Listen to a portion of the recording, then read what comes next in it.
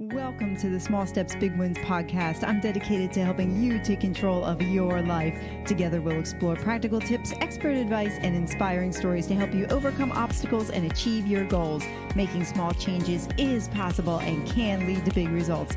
Are you ready? Let's go do this. And welcome to the Small Steps, Big Wins podcast. I am so excited for this interview. How are you doing today? I'm doing great. Thanks for having me. I really appreciate it. Oh, I can't wait to get started. So I like to let my guests just pop into their stories where they'd like, and I will let you take it from here. And then from there, we'll just see where it goes.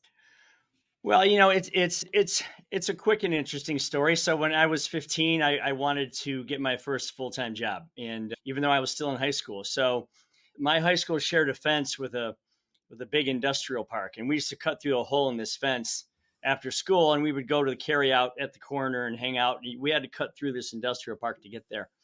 And, I had already had several part-time jobs, very part-time, and I kind of liked controlling my own financial world. So I walked up to this place. I knew somebody that had worked there, and I said, "What do you guys do?" And they said, "Well, we're basically ditch diggers." And I said, "Okay, well, I think I'm qualified to do that."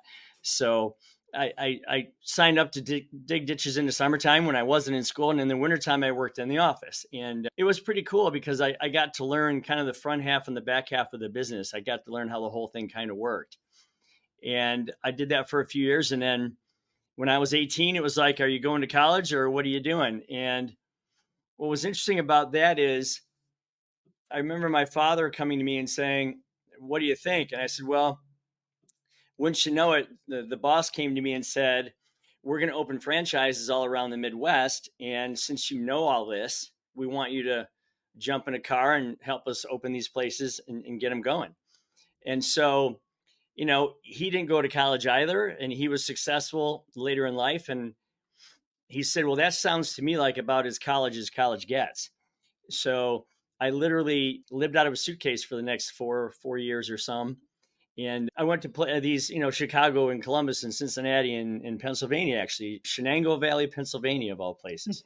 And we opened these businesses from scratch and we built them from nothing. And then when we were done, we would move on to the next one. So that happened. And then after a while, I got tired of living out of a suitcase, as anybody would. And I moved to Toledo, Ohio, and we opened up a company here in 1986 with 6 people. And we have nearly 200 today. So it's been a hell of a ride, actually. Wow, cool. And I read your book. I want to go into your book because I think it's amazing. So, talk about the bridge between building your company there and then the inspiration for the book and where that came from. Yeah, great question. So, to get from 6 to 200, you're hiring a lot of people. And over the last 37 years, I probably hired or at least interviewed 2,000. And it's interesting how people change over the years, how they get less and less prepared for life. And so when you hire these folks, a lot of time it's their first, second, or third job. You end up becoming like an involuntary life coach. I mean, I had no college degree. I had no letters after my name. I had no skills. I had certainly no training in life coaching. That's for sure. But, helping people with their first car, their first checking account, their first credit card, their first apartment, cleaning up their driver's license, getting them on a 401k, having them see what their life could look like going forward and planning for that became just something normal to me. I did it constantly and it worked. And I realized that if you can get people to see way beyond Friday, and if you can get people to understand that they can get what they want for themselves with and through your company, then you're onto something there. So I would say this all the time. Look, I can't get what I want, nor can my company get what it wants or needs until all of you get what you want first. And it's absolutely true because we live in a business world. It's typically linear. You have an input part, you have work, and you have an output part. And I'm always on the output side. Everyone else comes first, which is fine. So in order to build a really awesome team, I really wanted to incentivize people to live in that way and to be selfish a little bit, not at the detriment of others, but certainly work for themselves first and for me second, right? And so that kind of led to this book. Now, what kicked the book off was an unfortunate story because my daughter got sick. She got very sick when she was 12, like scary kind of sick. And for the next 5 years, her mother and I were living in a pretty afraid world. So you have a lot of time to sit around doctor's offices and waiting rooms and that kind of thing, oncology visits and, all that stuff. And she's fine now. She came through it well, and it took a while, and she just had her first child, and I just became a grandfather a month ago. So, but yeah, I started writing a letter to her about what you should be chasing in life. Like, Mm, if you're going to chase something, what would it be? Because everyone's version of their life, of their best lived life, their best envisioned life is different. And that led to stories and friends of mine that overcame tremendous challenges to become successful people. And one thing led to another. And pretty soon I had 12 legal pads full of words. And then we had a book, and it kind of went from there. Well, I thoroughly enjoyed reading your book. I loved it so much that I wound up sending a copy to my stepdaughter, who is on the verge of becoming her own entrepreneur. And Nice. I said to her, I said, you know what? This book is going to convince you to continue down the road that you're going down, because I see those qualities in her. And, I have to say, like I said, I enjoyed the book. It was an easy read, but it was informative as well. And I enjoy reading the books that have personal stories intertwined with them, along with knowledge and, just wisdom in between, right? It's just easy to remember a lot of that. So, and you use your stories really well to drive home points. And the name of the book, we didn't even mention it yet, is called Blue Collar Cash. So I'm curious, how did you come up with the name for the book? Well, that's another interesting story. So I was actually calling it The Path, a ditch digger's guide to comfort, peace, and freedom. And I was doing that on purpose because I wanted the dichotomy of, well, what would a ditch digger know? And why would I want to listen to what he or she had to say? Right. So, and then the more we talked about it, the more this blue collar crisis started to show itself in our society. Mhm. And the publisher, which was HarperCollins, which, what they say, I mean, if they're going to put their faith behind your book, you're going to do what they say, right? They came back and said, we really like Blue Collar Cash because of the timing of it. We really think that Mm, people will identify with the book. And I said, my only concern was, well, the mental side of it is for anybody. You don't have to be a blue collar worker to read this book.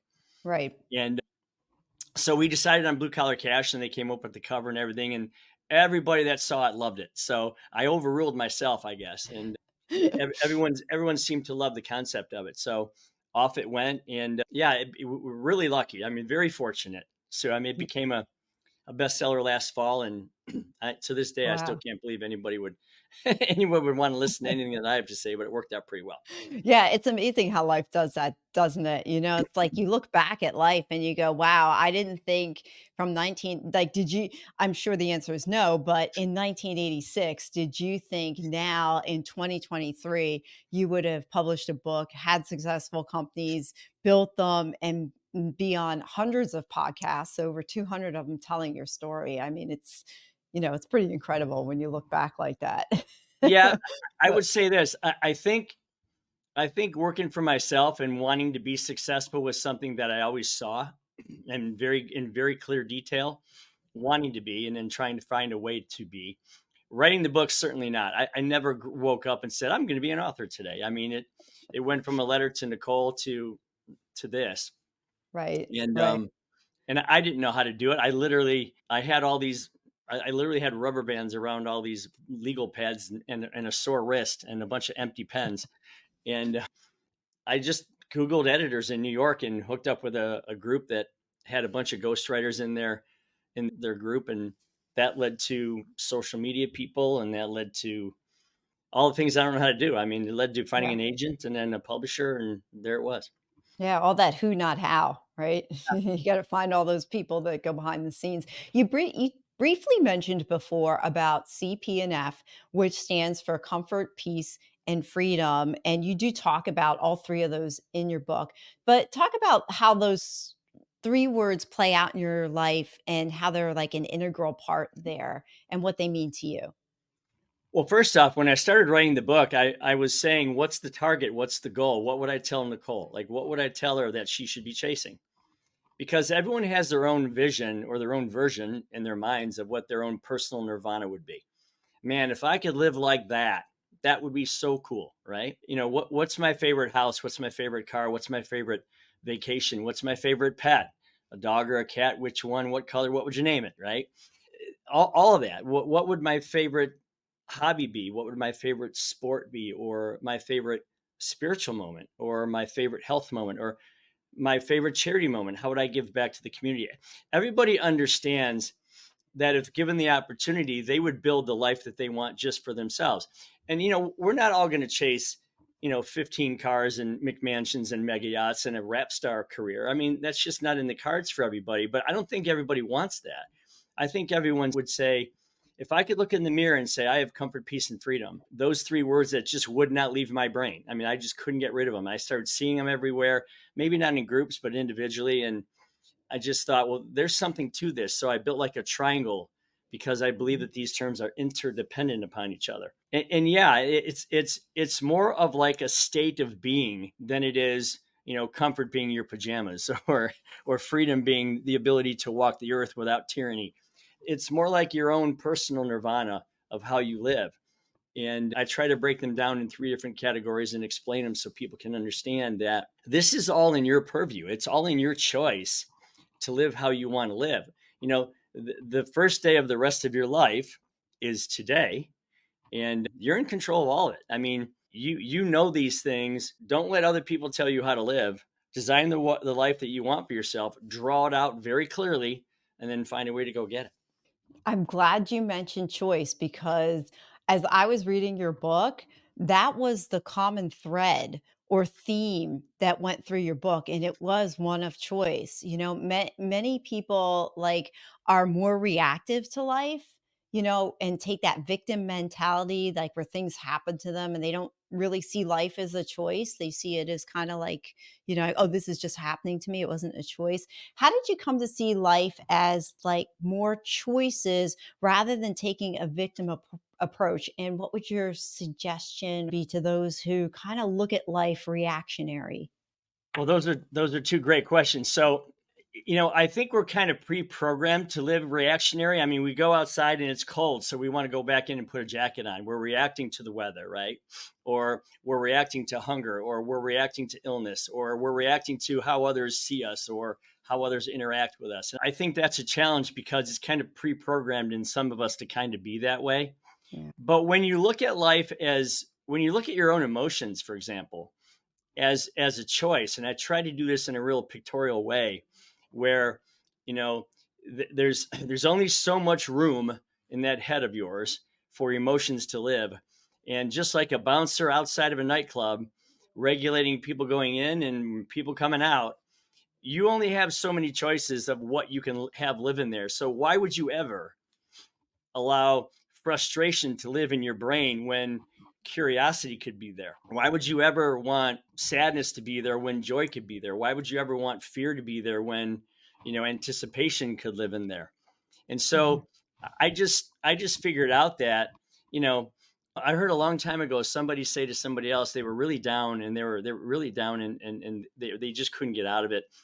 And the one person said to the other, I mean, do you really want to be there right now?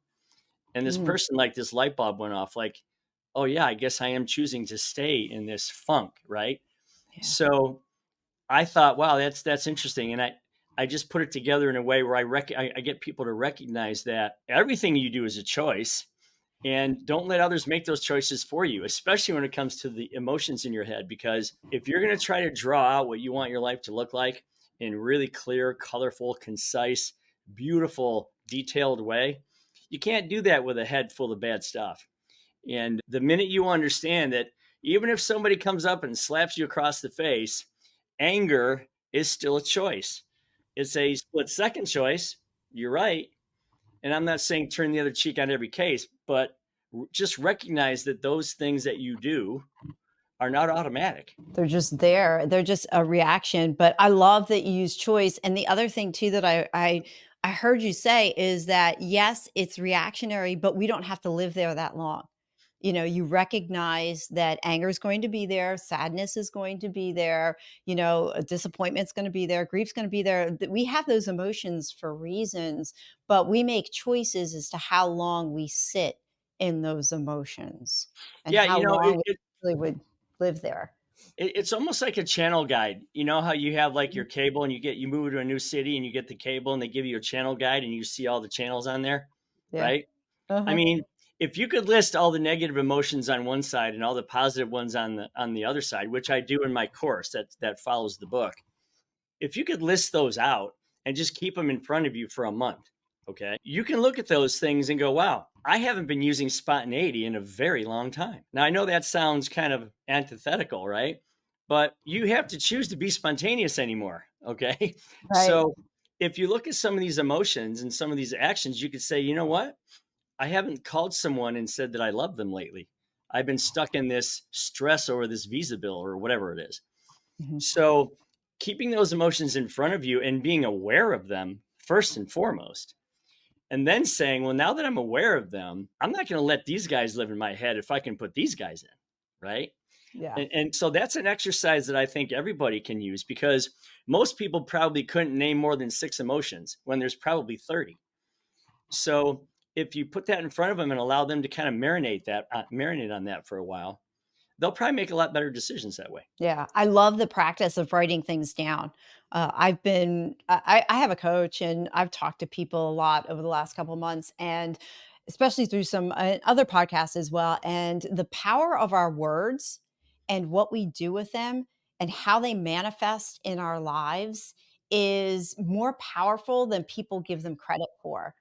So, what you were saying about writing out the positive emotions and writing out the negative ones, what it does is it activates that part of our brain to actually, as you said, bring it to an awareness of those things that we should have and in those things that we can get rid of and say, oh, I'm feeling anger right now. Okay, I can replace it with an emotion on the other side of my sheet. I love it. I love when there's practical application. Another emotion which you brought out in the book, which I didn't think was an emotion at first, is freedom. And in the book you write freedom is an emotion. And what you also said in there was imagine having so little negative energy in your head that you allow spontaneity to live and breathe. Talk a little bit more about freedom and what that means to you as relates to an emotion.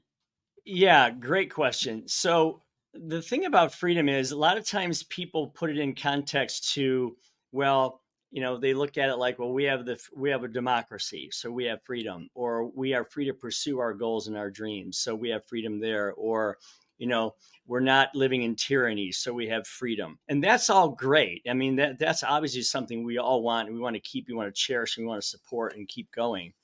What I'm talking about freedom is when you get to that calm state where you've really knocked down your financial worries, you've been responsible with your financing, you've really straightened out your relationships, you've cut off those negative energy vampires out of your life, that just bring you down and hold you into that someday world, where I can't graduate from someday into today. When you really get to the point where you have control over the time that you spend and where and how you spend it, and you decide, you know what?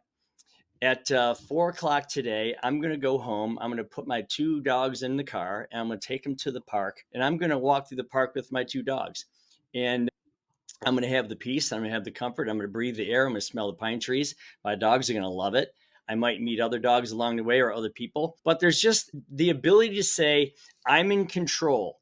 Okay. Mhm. I'm in control of my input, my output.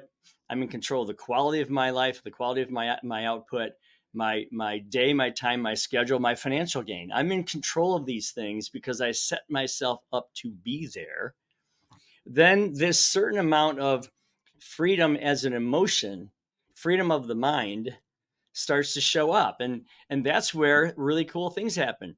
You call someone you haven't talked to in a while and you say, hey, let's go to lunch tomorrow at noon at this restaurant, or whatever that you go out and wash your car, or grab that frisbee out of the basement, play frisbee with your nephew. I mean, whatever it might be. If you have the time, that free space, that free time, and you clear that out intentionally, then freedom becomes an emotion, and it's the coolest one there is. Oh, I love it. Yeah, we get stuck in that definition of freedom being something like you see the eagle flying, Yeah. over out in the, out in the open and oh, it's so free, but we never challenge ourselves to actually go into what the word freedom is and what it looks like individually for each person. So I love how you explain that.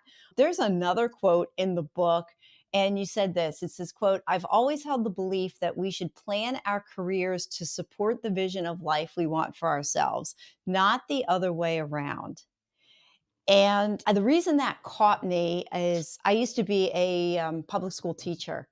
And when I read that, I thought, wow, yeah, what's going on today is not necessarily designed in such a way to support our vision in life.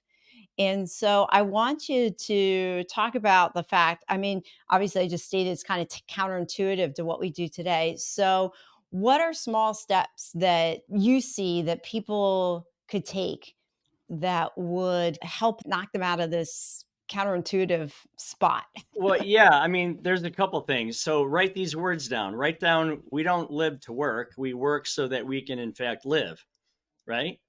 You could say, I'm not going to let life happen to me. I'm going to happen to life, right? You could say, nobody knows my favorite color but me. So why am I listening to everybody else about what my favorite color should be? I mean, there's lots of things that you can talk about in those contexts. I would just say this. So I'm a ditch digger. Now, if you looked up digging ditches on my list of things that I wanted to do when I was 16 years old, it's probably 99 out of 100. Okay. But I recognized that it could afford to get me to comfort, peace, and freedom very quickly and very intensely because I could control a lot of my things. Okay. A lot of my progress towards the puzzle that is to be my life. And so all I'm saying there is right now we have this herd mentality. You have to go to high school, you have to get good grades, you have to get, a scholarship to college, you have to get a 4-year degree, and then you have to get that master's. And if you do, then you'll get a high paying job. And if you do, then and only then can you start living.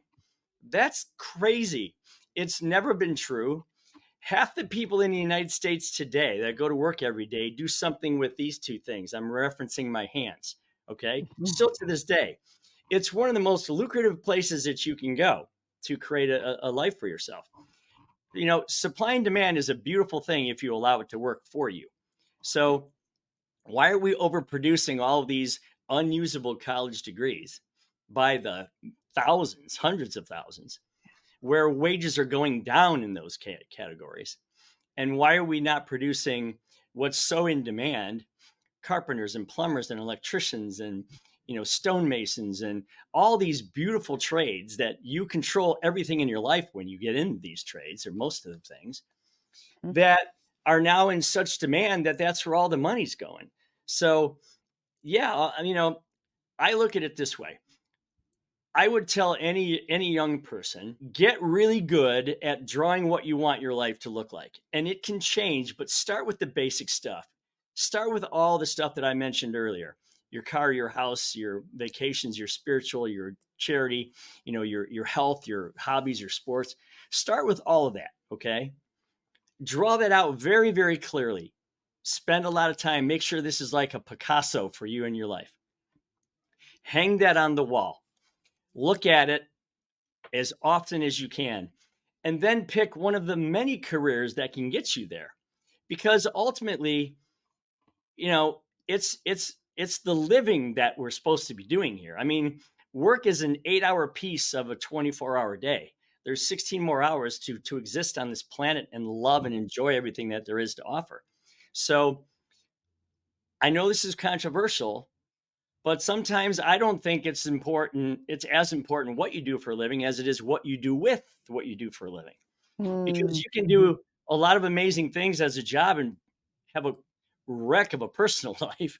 And where does that get you, right? So, yeah, no one ever rolled up into my driveway and looked at everything that I've created and went, wow, what degree do you have? I mean, no one's Yeah. ever done that. They might say, hey, Ken, how'd you grind this life out? And I'm happy to tell them that. But certainly, starting with what you want your life to look like first is obviously the most important thing that you can do. And then pick one of the many wonderful ways there are to get there. Yeah. And what you're talking about is the vivid vision. Just taking a picture of what you want your life to look like and putting it down on paper. Do you remember when you did your first vivid vision or something like that? And my very first one, I was 12 or 13. I wanted a baseball glove. And I needed, I have four brothers, and my mother and father they're awesome people. They're still alive, and they're just awesome people. And they taught us a lot of great things. And they said, if you want it, go get it. And, we didn't have anything when we were growing up. I mean, we lived in a tough spot for a while. And I mean, we didn't know it. We didn't know that we were a lower middle class. We didn't know that, but we loved life. We had a blast doing things, right? Indoors, outdoors, whatever. But one of the things that he said was, if you want more than X, Y, and Z, then go find a way to go get it.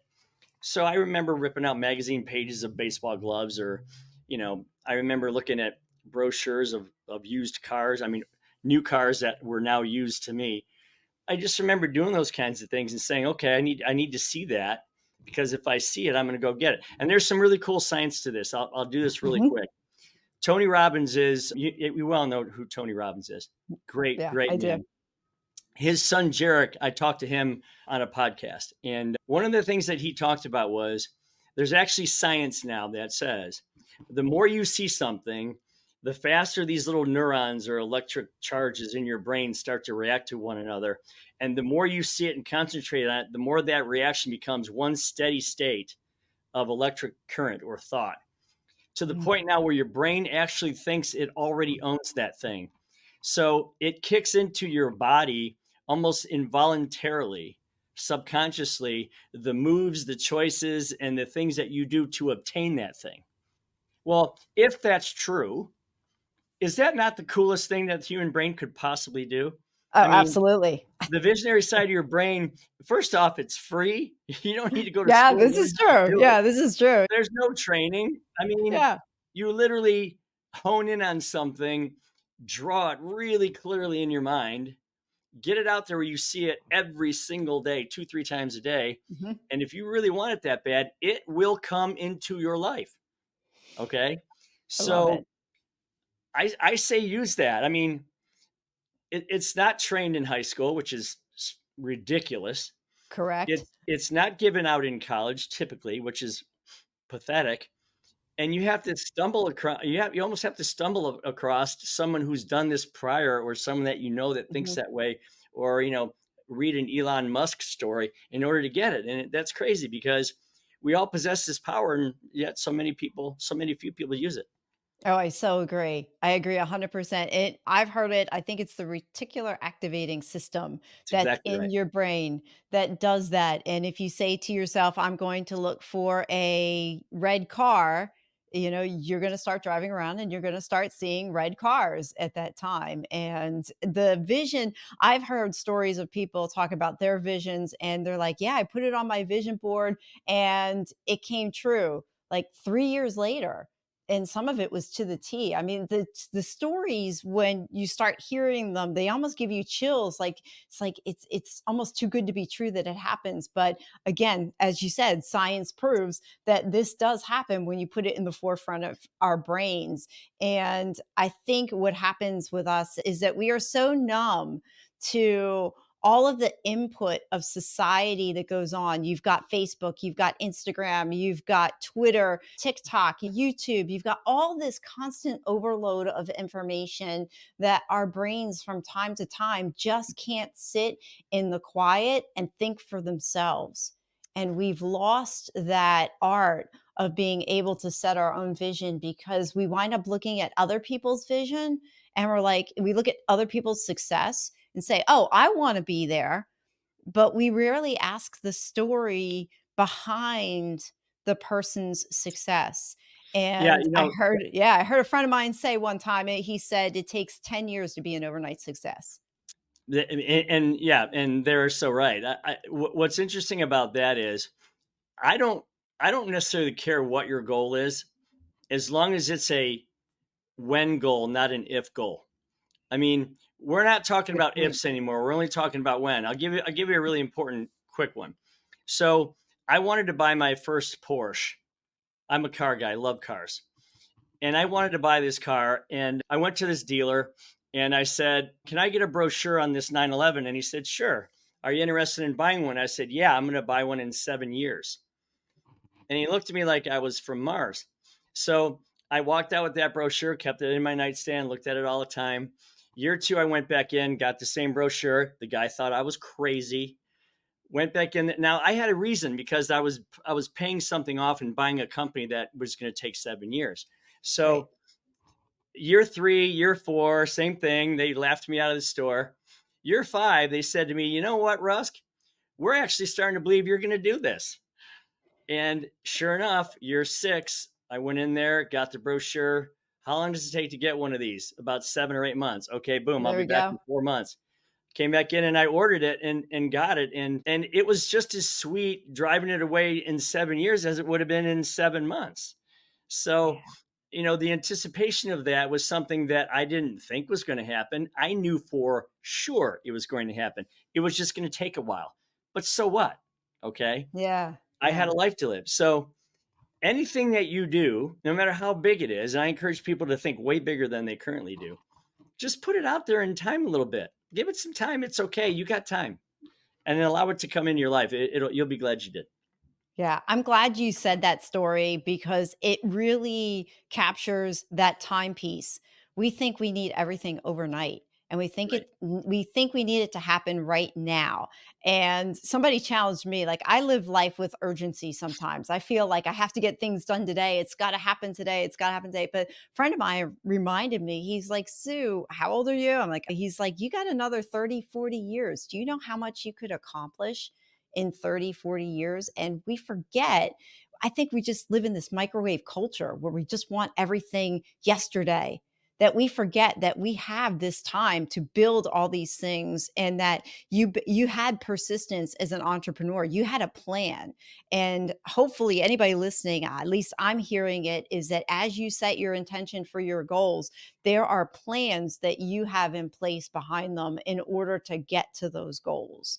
And I think that's a real important point to draw out, that you didn't just put it out there. You like, I want a Porsche. You're like, I want a Porsche, but I also know that I was buying a company, building it out, and I knew it was going to take me this many years to do it. So I think it's just like anticipating a vacation. Everyone knows how to do that. Spring break is just around the corner, and I know people are out there going, "I got my sandals, I got my beach towel, I got my copper tone lotion. I can smell it. I've got like mm, the ocean breeze in my hair. I've got like the sun on my skin, my drink, my umbrella." I mean, they all get so into the visualization of a vacation, and then what do? They enjoy the anticipation of when that thing arrives, right? It's right. 4 months away, but I can talk about it with my family for the next couple of months, and then finally we do it. Don't discount anticipation in life. It's one of the coolest things there is, because as you get four or five or six plans going at the same time, all of them happening at different points or different time frames in your life, you have these multiple anticipations going on all concurrently. And it's such a powerful thing, anticipation. It's really fun. Mm, And what anticipation does is it really allows you to hone the skills to keep those plans that you're making to get those things done. And again, you know, a vision without a path is just a hope, a dream, or a wish, and those are no good. Okay. right. Right. So anticipation helps fortify the path. And I just think that's one of the most important parts of getting any goal. What would you say to somebody then who sets a big goal for themselves, but they're not quite sure, like, what are the first steps? They can't see the path. Vacation's easy. As you said, you can get all the towel together, the lotion, everything else. But what if they set that big, hairy goal, but they're like, okay, I see that, but I don't know how to get there? Well, then what happened was they haven't clearly defined it enough. Okay, Mm, let's just take a simple one. Let's say you want to go to. This is something I did. We wanted to go to Scotland to play golf. Okay, and we knew that was going to cost us $4,000. Well, we could just stare at that and hope that it happened, or maybe we scratched off a ticket and somehow got $4,000. Or we could right. say, well, let's see, that is $80 a week for 1 year. $40 a week for 2 years. You see where I'm going with this? Yeah, yeah, Um, break it down. let's see, 150 weeks into $4,000. What is that? Is that like $28? Whatever the number is, it doesn't matter. We had to get that and the first step is by far the hardest one because it's designing the path. And if the path is $28 a week and we're going there in 3 years, well, so be it. That's what we're going to do. Right. So that was a no-brainer. We took 16 people to do this. I didn't think we'd get four. So if you think about it in those types of terms, you're literally every Friday you're going, well, that many dollars closer to going to golf at the home of golf in Scotland at St. Andrews. I can't wait. This is awesome. And then, And I'm gonna count it down. yeah. And then 6 Yeah. months in and then a year in. And believe me, for all you young people out there saving for something, time goes by like a flash. Okay. Trust this older person True. when I say True. that. Those 3 years flew by so fast. We had probably 15 lunches between the first time we set the goal and when we went, where we celebrated, we laughed, we joked, we talked about what we were going to do when we got there. And we all got together and had fun and anticipated this as a group. And there's just so much power in that. So I would say that you have to design it with clarity. How many dollars, how many steps, how long is it going to take? Am I committed to doing this? Have I shared it with somebody else? Is the dollars in the bank an automatic payroll process that I can't alter if I wanted to? All these things to make your goal bulletproof, to make it for sure. And then just live and wait for it to happen. Yeah, it sounds like you're reverse engineering it in a way. Like, Absolutely, 100%. yeah, yeah, you start with the goal in mind and then you go backwards on it. So I love that. I'm grateful that you shared that. You have been an entrepreneur your entire life. What did you think would be hard about being an entrepreneur, but turned out that it wasn't? Well, I would say this. When you think of people as entrepreneurs, a lot of times you think of overstressed 80-hour work weeks. Yeah, they're making money, but do they have any time to spend it? Their relationships suffer. They don't know their kids. They're working weekends. That's true for some people. I'm going to say that's true for the wrong entrepreneurs. And the reason I say that is because if you really are an entrepreneur, you have vision. And if you have vision, then that means you're going to assist or enlist help. Okay. Because if you think you're going to build a business by yourself, it's never going to happen. If you want it to grow to where it can support you in all your wildest dreams, you're going to need help doing that. And the best way to do that is to have others take that ride with you. Now, they might not all be entrepreneurs who take the risk like I did, buying 47 dump trucks and, all the insurance and all the labor and all that stuff, right? But they might be entrepreneurial thinking, which means they want to come along for the ride and they want to have their lives grow and succeed as long as all the while that yours is growing and succeeding. And so surround yourself with people that want to go kick ass and have a great life. And your business is going to go way further than you can do it on your own. Drop the ego, drop the I'm the boss, drop the I own this place, drop the everything has to be through me, and let go of all that. Become irrelevant to the mechanics. I can hear a lot of entrepreneurs going crazy when I say that right now, but become irrelevant to the process and relevant to the vision, and allow other people to help you do it. And you're going to live the best life you can imagine. Yeah, start working on the business instead of in the business. Correct. Yeah. Oh, yeah, yeah. I like that. Yeah, I think for a lot of entrepreneurs, when you hear the term solopreneur out there, Yeah. and some of them are, but I think from a scalability perspective, and you alluded to that as well. If you want to grow and you want to get bigger and you want to support the lifestyle you want and the others around you, then you've got to bring people with you, and you have to learn how to let that go. And I think for a lot of entrepreneurs, that's the one thing that's hard about being an entrepreneur. What did you think was going to be easy, but then turned out not being easy? It turned out being harder than you thought. Well, I would say building the team, because first off, you have to be able to share a vision. I mean, you really have to be able to paint. You have to sell your vision to other people. And that's what entrepreneurs do. Okay. persistence, resilience, courage, faith, humility, vision, initiative, charity, all that kind of stuff. You have to sell your ideas to this group of people. And at first, they're looking for Friday. They're like, I'm going to take this risk with you. I'm good with that, but like I need to pay my bills. So, I mean, I think that was the difficult part, was getting.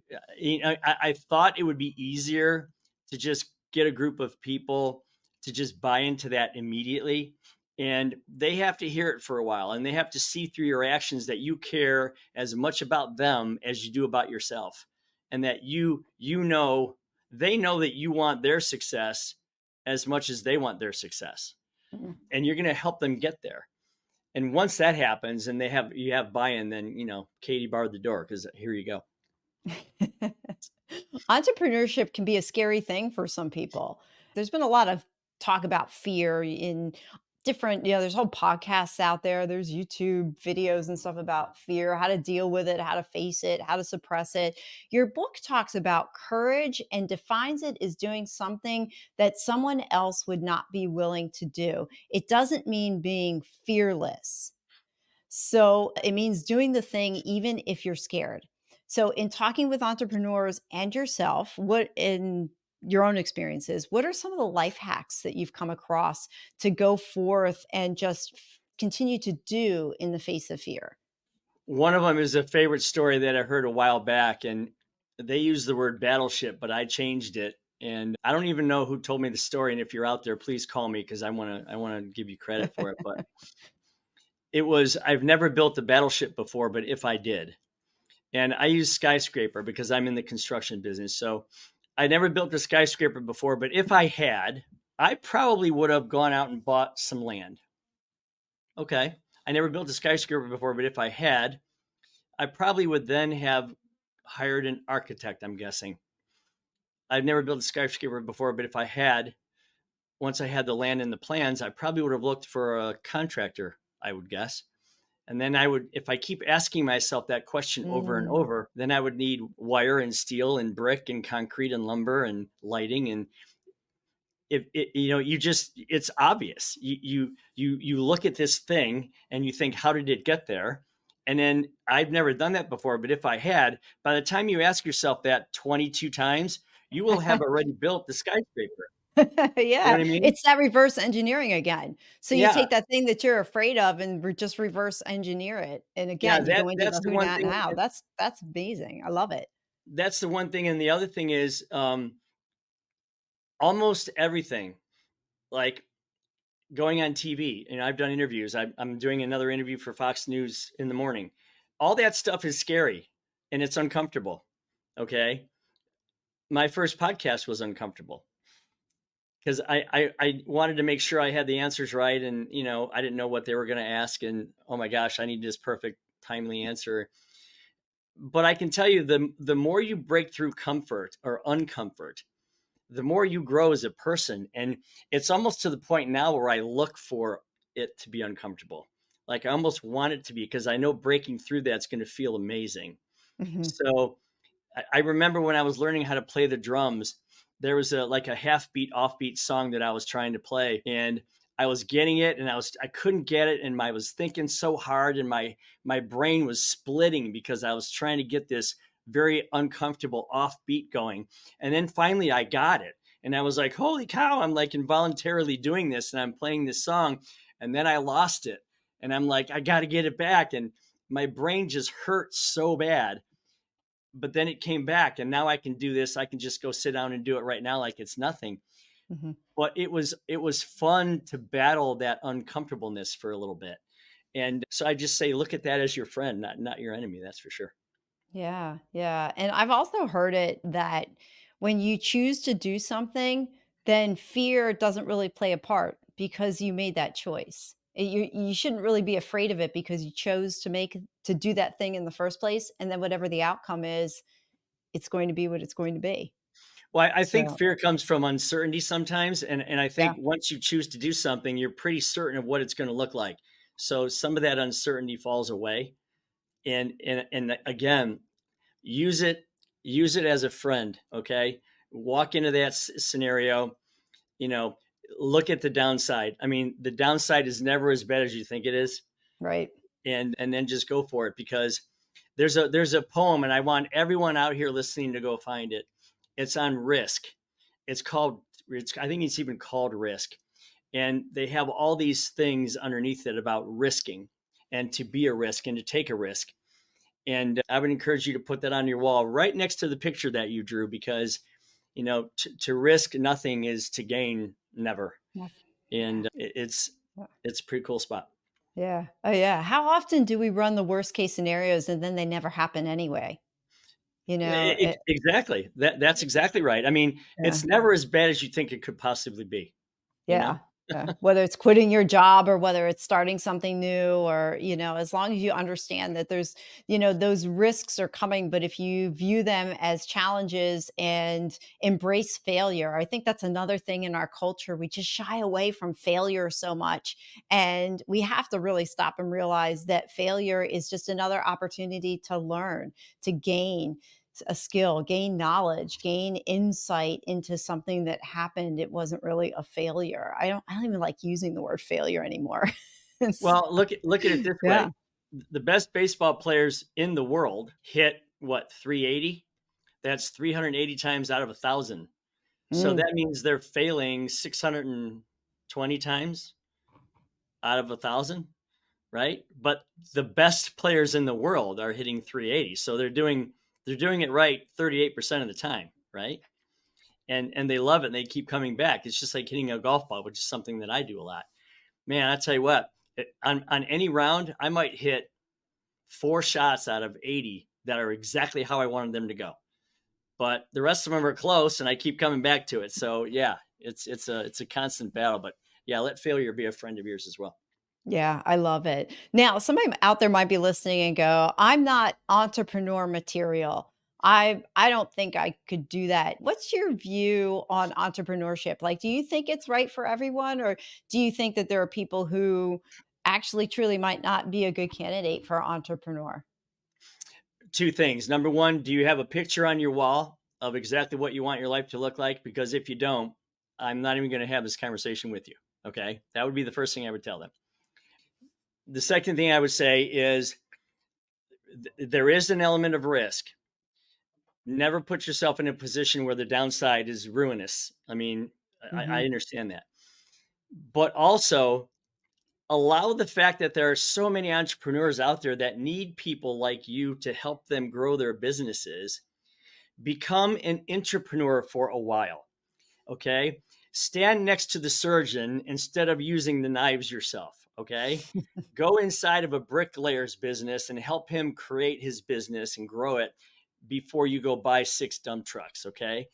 Just learn from people that are already entrepreneurs. Learn, be aware, watch, you know, figure out what they're doing right, what they could improve upon.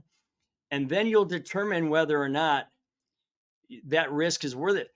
I have a gentleman that's been with me his name's Tim. You read about him in the book. He's been with Mhm. me 37 years. In fact, I can hear him in the other office right now. He's a big, gregarious guy.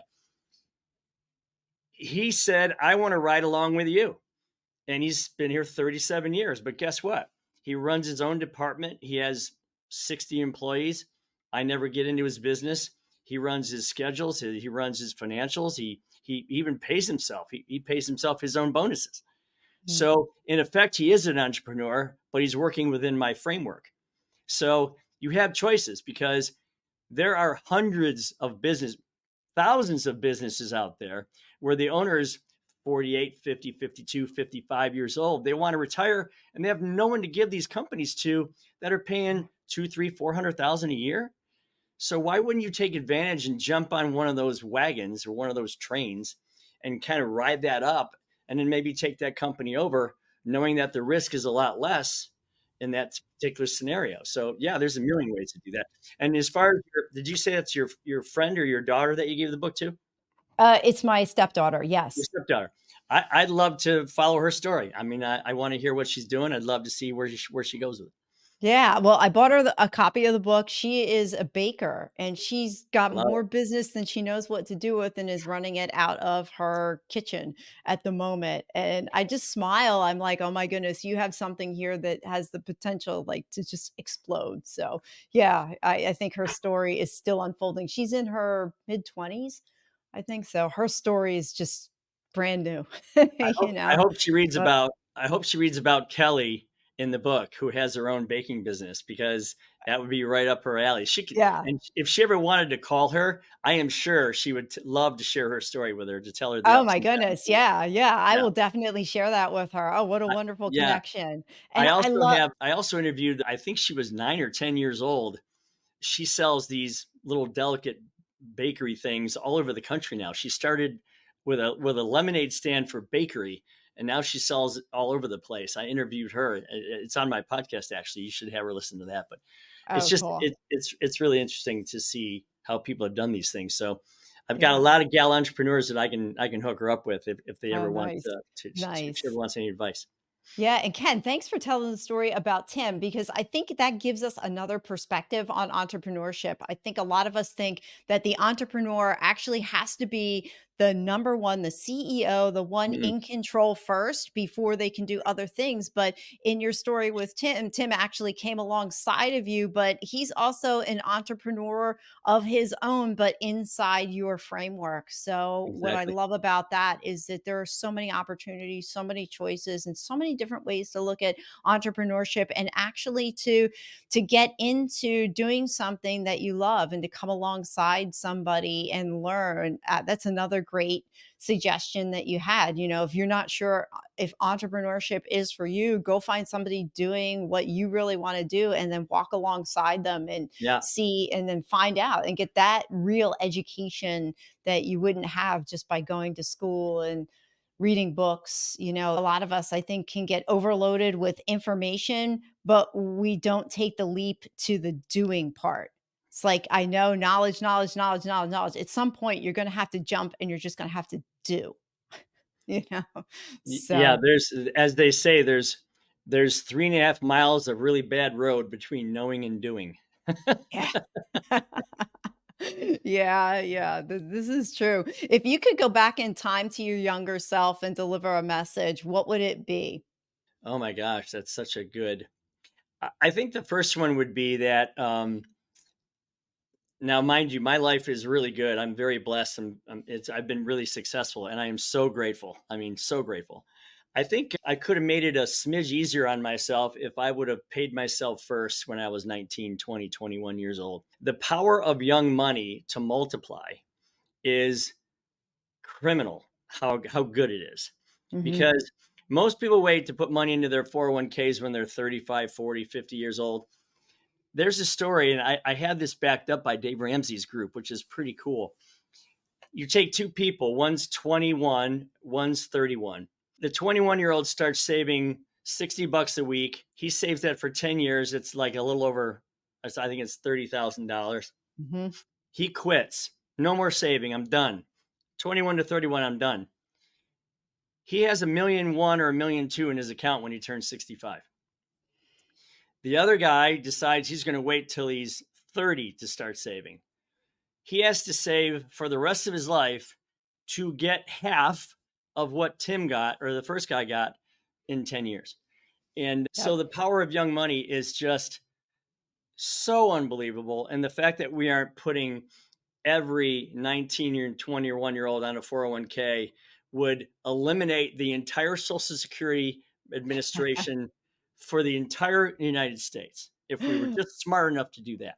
So, Yeah, well, that's the story of Ben and Arthur. What you don't know is I taught Financial Peace University for almost a decade. So if anybody, the story that you're referencing, if you Google Dave Ramsey, Ben and Arthur, that will come up. That's the Ben and Arthur story. And you're 100% correct that yeah, the power of compounding over time is just, it's so simple, but yet we make it so complex that right. people are like, "Oh, I don't get that. I don't get that." But no, it's just it's what we call exponential growth. You know, it's 2, 4, 8, 16, 32, Yeah, 64, 132. I mean, it just gets bigger, faster if we actually start putting it in something that's going to grow like that. So Yeah. I agree 100%. I know the math behind it. Oh, I used to be a math teacher. So I There know you the go. math behind it. And yes, it's definitely, if everybody started very early on, I guess I'll put in my plug in there for Roth Sure. IRAs. And as Yeah. soon as you have a job, and it doesn't matter how old you are, like all three of my kids got Roth IRAs at like 16, 17 years old. Yeah.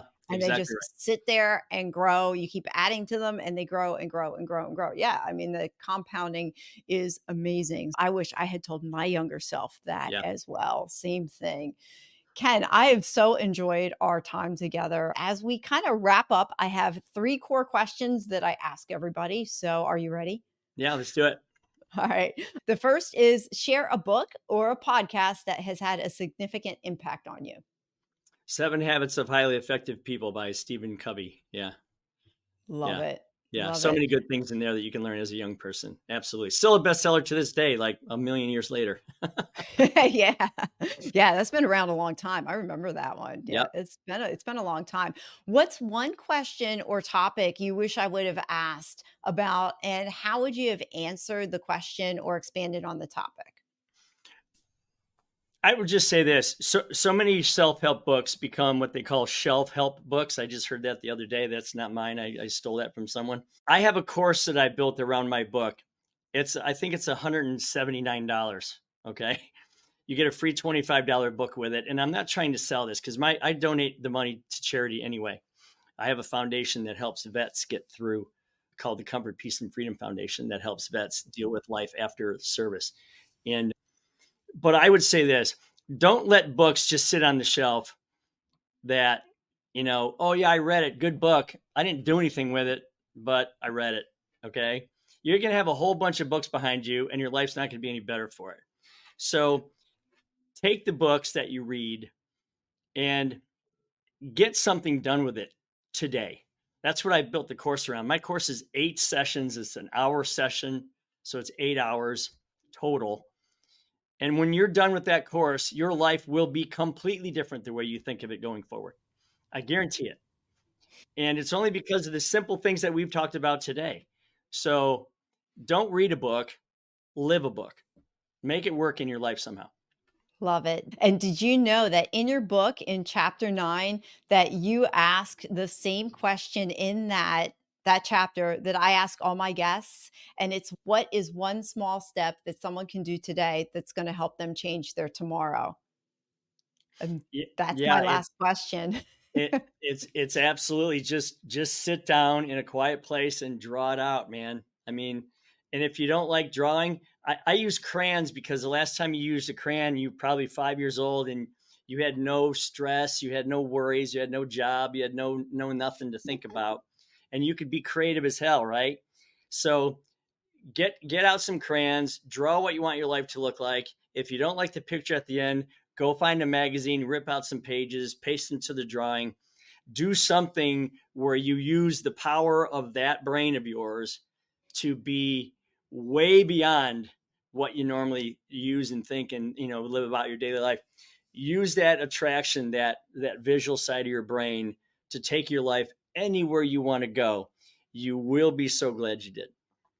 Ken, I love it. How can people find you? Well, they can go to kenrusk.com and see about the book and the course there. They can also go to @KenRuskOfficial and you can see what we're doing. I have people that help me with social media because I don't know how to do that stuff.